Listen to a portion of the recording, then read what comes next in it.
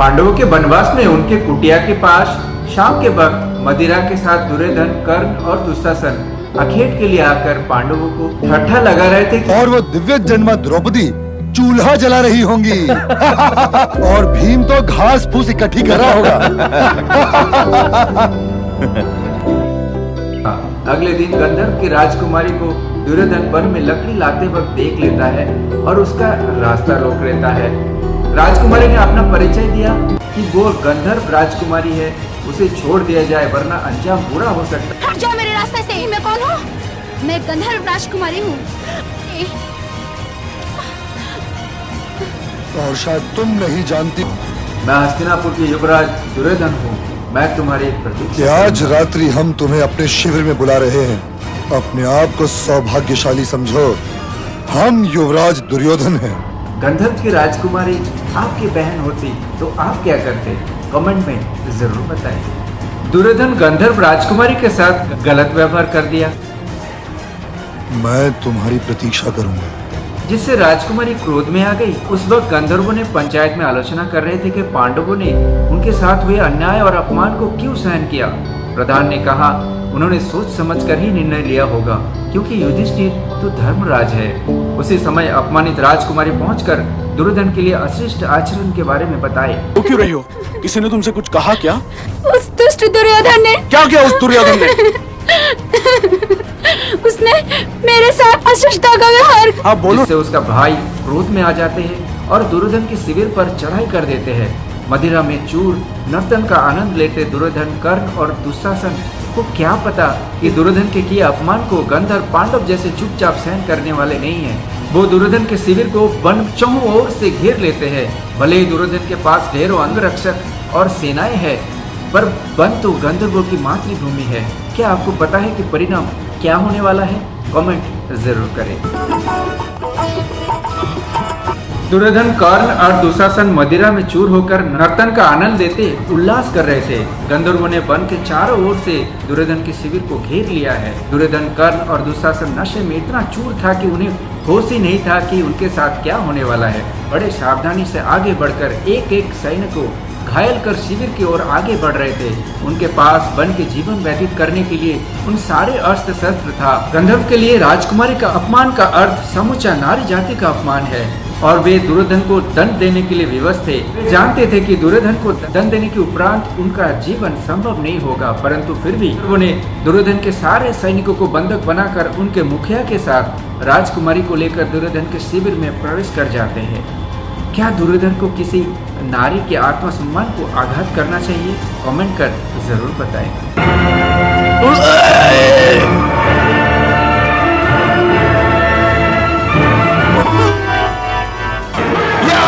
दुर्योधन, कर्ण और दुशासन को कोई जानकारी नहीं थी कि गंधर्वों ने उनके सारे सैनिक और द्वार रक्षियों को बंधक बनाकर उनके शिविर में प्रवेश कर चुके थे।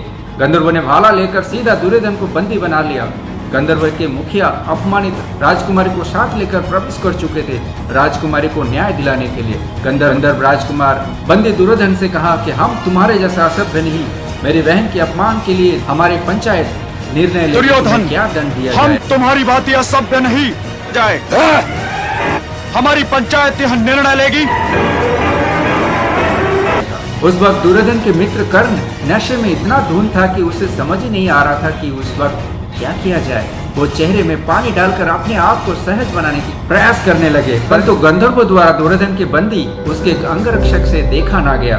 वो दौड़कर सीधा पांडवों की कुटिया की ओर पहुंच गया और युधिष्ठिर से सूचना दी, जिसका परिणाम बड़ा भयानक निकला। क्या आपको इसके परिणाम के बारे में पता है? तो कमेंट जरूर करें। युवराज को गंधर्व ने बंदी बना लिया है। क्या? आइए विराजिए। बैठने का समय नहीं है। गंधर्व ने दुर्योधन को बंधु बनाने के पश्चात जब उसका अंगरक्षक दौड़ा दौड़ा युधिष्ठिर की कुटिया में सहायता मांगने आते हैं तो युधिष्ठिर गंधर्व के ऊपर भड़क उठते हैं। हस्तिनापुर राज्य की सीमा के भीतर ये साहस, राज को बंदी बना ले। तुम दोनों जाकर दुर्योधन की सहायता करो। हमें कि हम दुर्योधन की सहायता करने जाएं क्यों? और भीम अर्जुन को दुर्योधन की सहायता करने जाने को कहा, परंतु अर्जुन ने सवाल किया कि हम दुर्योधन की सहायता करने के लिए क्यों जाए? भीम ने कहा कि हमें तो चूल्हे के लिए सूखी लकड़ी और सोने के लिए घास इकट्ठा करना है। दुर्योधन की सहायता करके गंधर्वों के साथ हम दुश्मनी क्यों मोड़ ले? दुर्योधन के लिए हमारे हृदय में कोई विशेष स्थान तो है नहीं। युधिष्ठिर कहा, मैं झगड़ा मोड़ लेने की बात नहीं कर रहा हूँ, मैं तो सहायता की बात कर रहा हूँ। वो ऐसा भाई है जिसने बड़ी सभा में पांचाली के साथ दुर्व्यवहार किया। वो ऐसा भाई है जिसने कपट से आपको द्वीप पे हराया और आप उसे भाई कहते हैं। हाँ, और उसकी सहायता करना हमारा। युधिष्ठिर ने कहा, फिर भी वो हमारा भाई है। इस संकट की घड़ी में अगर हम सहायता नहीं किए तो उसमें और हमें क्या अंतर रह जाएगा? उसकी ये संकट की घड़ी में सहायता न करने के पश्चात क्या हम ज्येष्ठ माताश्री का सामना कर पाएंगे? इतना कुछ होने के पश्चात युधिष्ठिर की इस विचार के लिए आप क्या कहना चाहेंगे? कमेंट। क्या इस समय उसकी सहायता न करने के उपरांत तुम लोग ज्येष्ठ माताश्री का सामना कर पाओगे कि तुम उनके आशीर्वाद के योग्य हो? क्या तुम उनसे कह सकोगे? जब भीम और अर्जुन ने दुर्योधन की सहायता के लिए मना कर दिया तो युधिष्ठिर कहा, दुर्योधन से विवाद हमारा पारिवारिक आपसी विवाद है, इसके लिए हम एक दूसरे से आपस में निपटते रहेंगे, परंतु इसका मतलब ये नहीं कि बाहर वाले इसमें लाभ उठाए। इस संकट की घड़ी में हम उसका सहायता करें, ये आवश्यक है, इसलिए मैं उसके सहायता करने जा रहा हूँ। तुम लोग सूखी घास इकट्ठा करो। दुर्योधन की सहायता के लिए मैं चलता हूँ तुम्हारे साथ, तुम लोग सूखी घास इकट्ठा करो। इस तरफ कर्ण भी तैयार हो रहे थे दुर्योधन की सहायता के लिए, परंतु गंधर्वों ने दुर्योधन से कहा, तुमने सिर्फ गंधर्वों का अपमान नहीं किया है, तुमने अपमान किया है समूची मानव जाति का। हस्तिनापुर जैसे शक्तिशाली राज्य का युवराज होने का मतलब ये नहीं कि जिन वस्त्रों पर तुम्हारा कोई अधिकार नहीं, उन वस्त्रों पर भी तुम्हारा हाथ पहुंच जाए। आपको क्या लगता है, दुर्योधन को क्या दंड मिलना चाहिए? कमेंट कर जरूर बताएं। शक्तिशाली राज्य का युवराज होने का अर्थ ये नहीं है कि जिन वस्त्रों पर तुम्हें कोई अधिकार ही नहीं, उन तक भी पहुंच जाएं। गंधर्व मुखिया ने कहा, युवराज दुर्योधन, महारानी द्रौपदी के अपमान करके तुमने ये कैसे सोच लिया कि भारतवर्ष की हर नारी अनाथ है? हम में से कोई भीम जैसा सर्वश्रेष्ठ गदाधर नहीं, हम धर्मराज युधिष्ठिर नहीं, और ना ही कोई अर्जुन की भांति सर्वश्रेष्ठ धनुर्धारी है। ना हम कृपाचार्य, ना द्रोणाचार्य, ना ही हम में से कोई गंगा पुत्र भीष्म। न हम द्रोणाचार्य हैं और ना ही हम में से कोई गंगा पुत्र भीष्म हो सकता है। संजीव हैं, ये महामानव हैं, उन्हें अपमान का विष पीना आता है। हम इस अपमान का विष पी नहीं सकता, हम साधारण लोग हैं। युवराज, तुम्हें अपनी बचाव में कुछ कहना है? आज अरे चुप! कि मैं अकेला हूँ, तू क्या समझता है? हा? मेरा मित्र कर्ण आता ही होगा।